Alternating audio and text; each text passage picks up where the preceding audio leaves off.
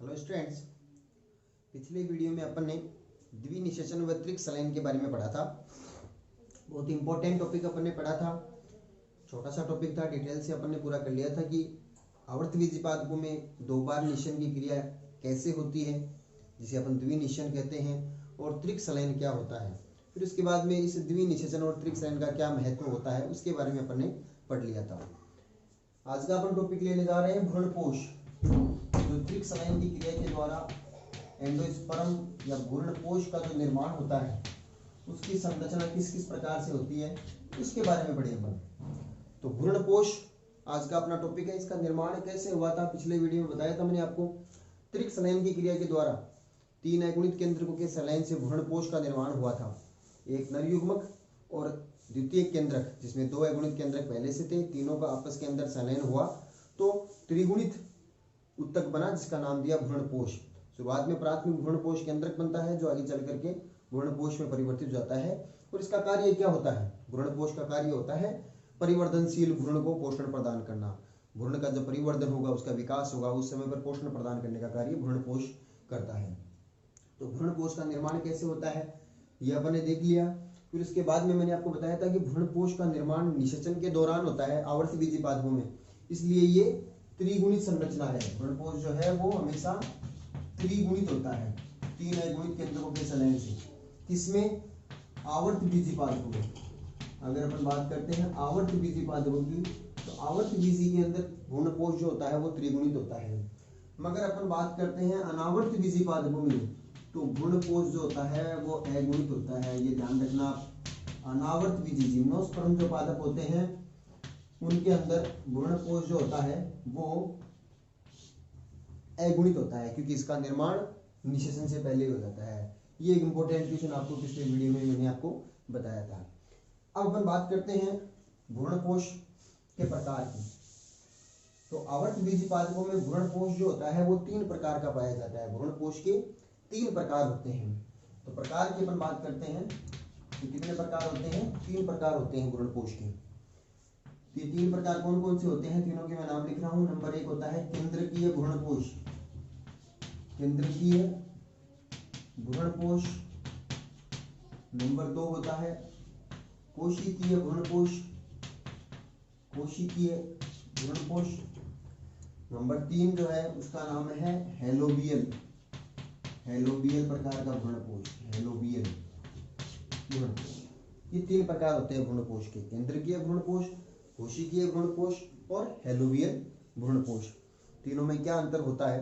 तो सबसे पहले अपन देखते हैं केंद्रकीय भ्रूणपोष। केंद्रकीय भ्रूणपोष क्या होता है? देखो शुरुआत में प्राथमिक भ्रूणपोष केंद्रक बना था, यानी तीन अगुणित केंद्रकों के संलयन से एक केंद्रक बना था जो त्रिगुणित था, उसको प्राथमिक भ्रूणपोष केंद्रक कहा था। तो केंद्रकीय भ्रूणपोष में क्या होता है कि इस प्रकार के भ्रूणपोष में जो केंद्रक होता है उस केंद्रक के अंदर मुक्त केंद्रकीय विभाजन होते हैं। मुक्त केंद्रकीय विभाजन का मतलब आप समझते होंगे, पिछले चैप्टर के अंदर भी बताया था आपको मैंने, जब अपने निर्माण किया था भ्रूणकोश का, जब निर्माण किया था। मुक्त केंद्रकीय विभाजन का मतलब केवल केंद्रक में समसूत्री विभाजन होना, उसे मुक्त केंद्रकीय विभाजन कहते हैं। तो इसमें होता क्या है कि जैसे ये भ्रूणकोश है, इस भ्रूणपोष इसके अंदर एक केंद्रक है, त्रिगुणित केंद्रक है।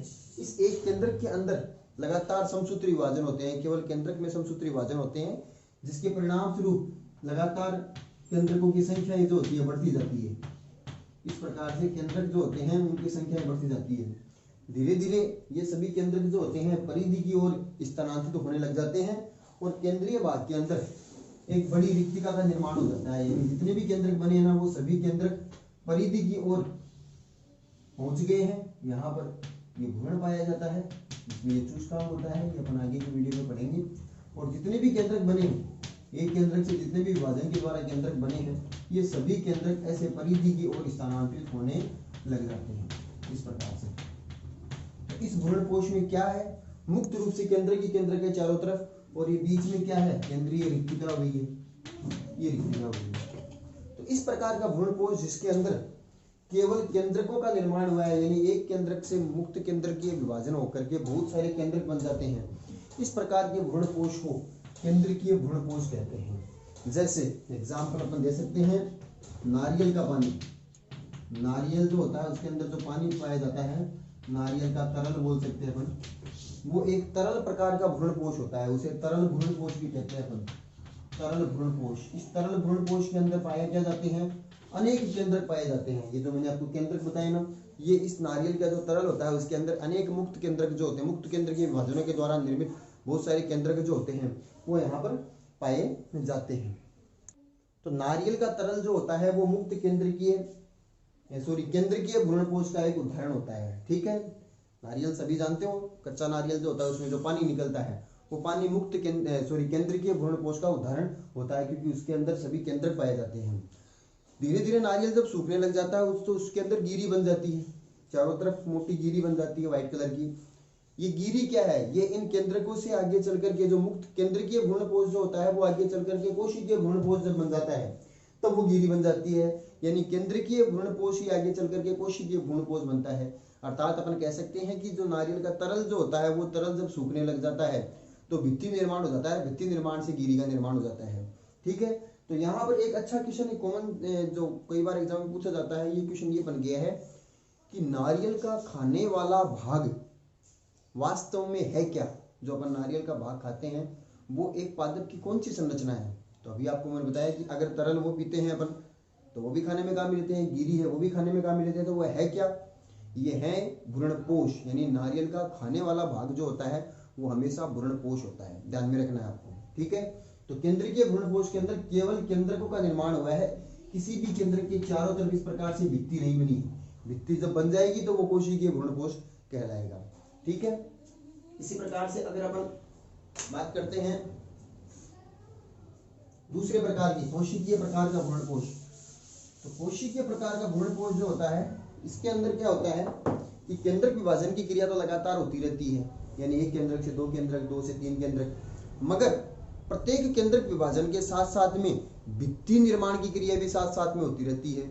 जब भी किसी कोशिका के चारों तरफ अपन भित्ति बना देते हैं, केंद्रक के चारों तरफ भित्ति का निर्माण कर देते हैं तो बनी हुई संरचना कोशिका कहलाती है।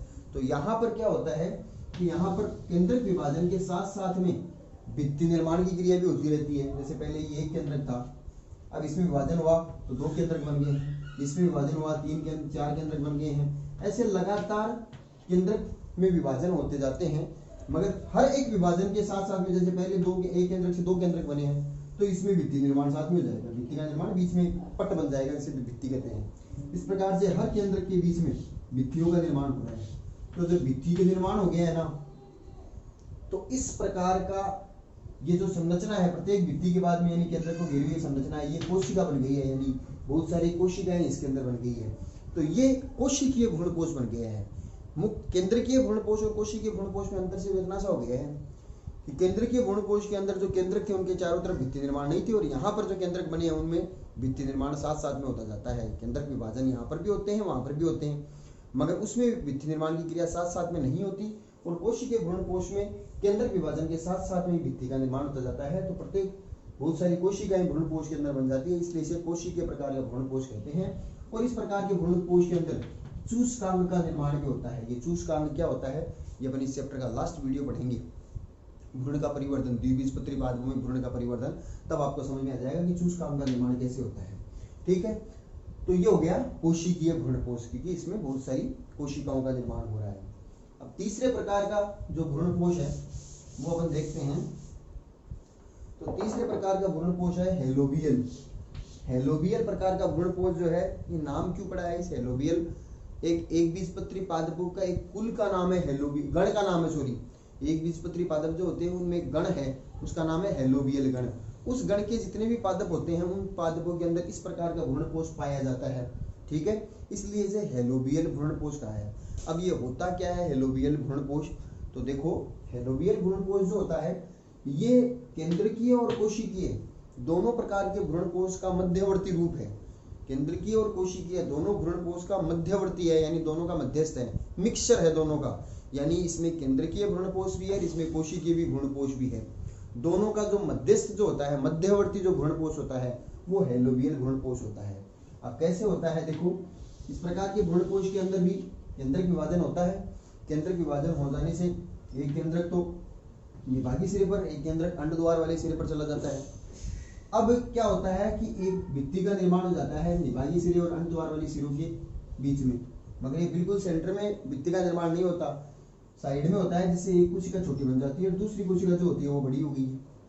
निभागी सिरे वाली जो कोशिका होती है वो छोटी है, जिसमें एक केंद्र का है। इस निभागी सिरे वाली छोटी कोशिका जो होती है इसमें तो लगातार मुक्त केंद्रीय विभाजन होते रहते हैं। मुक्त केंद्रीय विभाजन यानी भित्ति निर्माण नहीं होती है। तो ये तो प्रकार हो गया किसका, केंद्रीय भ्रूणपोष का। जबकि अंड द्वार की सिरे वाली जो कोशिका, जो बड़ी कोशिका है, इसके अंदर क्या होता है कि केंद्रक विभाजन के साथ साथ में भित्ति निर्माण की क्रिया भी होती रहती है, यानी कोशिकीय प्रकार का भ्रूणपोष बनता जाता है ऐसे ही। तो इस प्रकार के भ्रूणपोष में कोशिकीय प्रकार भी है और केंद्रीय भी है, इसलिए ये दोनों का मध्यवर्ती रूप कहलाता है, दोनों का मिक्सचर कहलाता है। ये एक बीजपत्री पादपों के हेलोबियल गण के अंदर पाया जाता है, इसलिए इसको हेलोबियल प्रकार का भ्रूणपोष भी कहा जाता है।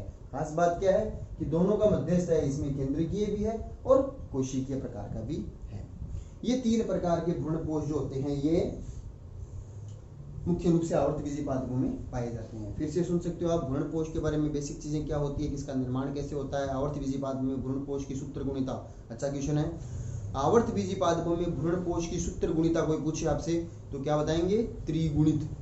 और अनावर्तबीजी पादपों में भ्रूणपोष की सूत्र गुणिता होती है अगुणित। ठीक है, भ्रूणपोष के तीन प्रकार होते हैं, केंद्रीय भ्रूणपोष, कोशिकीय भ्रूणपोष और हेलोबियल भ्रूणपोष। केंद्रीय भ्रूणपोष क्या होता है, जिसमें लगातार केंद्रक विभाजन की क्रिया होती है, यानी मुक्त केंद्रीय विभाजन होते हैं, फलस्वरूप अनेक केंद्रक बन जाते हैं भ्रूणपोष के अंदर। ये सभी केंद्रक धीरे धीरे करके परिधि की ओर एकत्रित होने लग जाते हैं, यानी परिधि की ओर खिसकने लग जाते हैं, क्योंकि बीच वाले भाग के अंदर केंद्रीय बड़ी रिक्तिका बन जाती है। ठीक है, केंद्र की केंद्रक है, अभी तक केंद्रकों से कोशिका नहीं बनी है, इसलिए ये केंद्रीय भ्रूणपोष ही है। ठीक है, जैसे नारियल का तरल है वो मुक्त केंद्रीय विभाजनों से बना हुआ तरल प्रकार का भ्रूणपोष होता है, तो नारियल का जो तरल होता है वो केंद्रीय भ्रूणपोष का अच्छा उदाहरण है। धीरे धीरे वो केंद्रीय भ्रूणपोष होता है वही चल करके कोशिकीय भ्रूणपोष बन जाता है, क्योंकि परिधि की ओर जब केंद्रक स्थानांतरित होते हैं तो कुछ समय बाद में उन्हीं केंद्रकों के चारों तरफ भित्ति का निर्माण हो जाता है, और भित्ति निर्माण हो जाने से कोशिकाएं बन जाती है। कोशिकाएं बन जाती है तो उसी नारियल के अंदर गिरी बन जाती है। तो गिरी जो है वो कोशिकीय भ्रूणपोष का उदाहरण हो गया है। यानी कोशिकीय भ्रूणपोष में क्या होता है, केंद्रक विभाजन के साथ साथ में ही देखो दो अलग अलग चीजें हो गई है। नारियल का जो आंतरिक भाग अपन देखते हैं तो बीच में तो हो गया है रिक्तिका।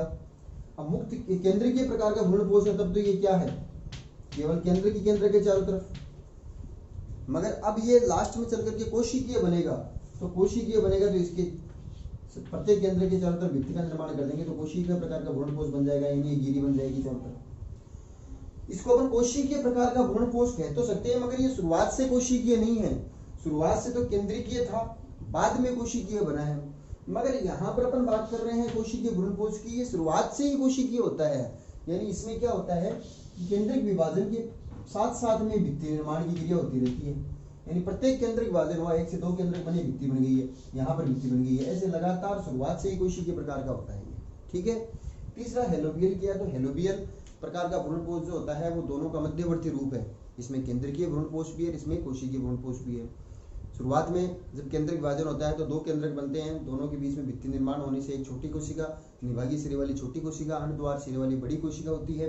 निभागी सिरे वाली छोटी कोशिका जो होती है उसके अंदर भित्ति निर्माण की क्रिया नहीं होती है, फलस्वरूप ये केंद्रीय प्रकार का भ्रूणपोष है। और अंड द्वार वाली बड़ी कोशिका जो होती है उसमें केंद्रक विभाजन के साथ साथ में भित्ति निर्माण की क्रिया भी होती रहती है, इसलिए ये कोशिकीय प्रकार का भ्रूणपोष होता है। इस प्रकार के भ्रूणपोष एक बीजपत्री पादपों के हेलोबियल नामक गण के पादपों में पाया जाता है, इसलिए इसको हेलोबियल प्रकार का भ्रूणपोष कहा गया है। तो तीनों प्रकार के भ्रूणपोष के चित्र आपको भेजे हुए हैं नोट्स के अंदर, और तीनों का विवरण हो गया है। ये एक बड़ा क्वेश्चन बन सकता है भाई, 3 नंबर का क्वेश्चन इस यूनिट में आना है अपने, तो 3 नंबर का क्वेश्चन ये भ्रूणपोष वाला अच्छा क्वेश्चन बनता है। भ्रूणपोष के विभिन्न प्रकारों की सचित्र वर्णन कीजिए, तो 3 प्रकार का वर्णन और तीनों की चित्र हो गए। नोट्स आपके प्रॉपर चल रहे होंगे, पूरे चैप्टर के नोट्स आपको मैंने भेज दिए थे, आपकी सुविधा अनुसार आप डेली नोट्स को लिखते जाना है।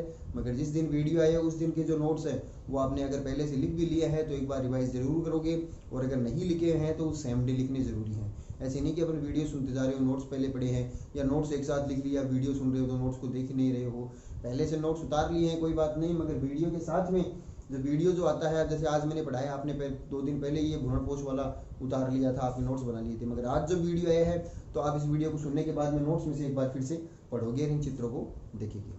ठीक है, अगले वीडियो के अंदर फिर मिलते हैं। Thank you.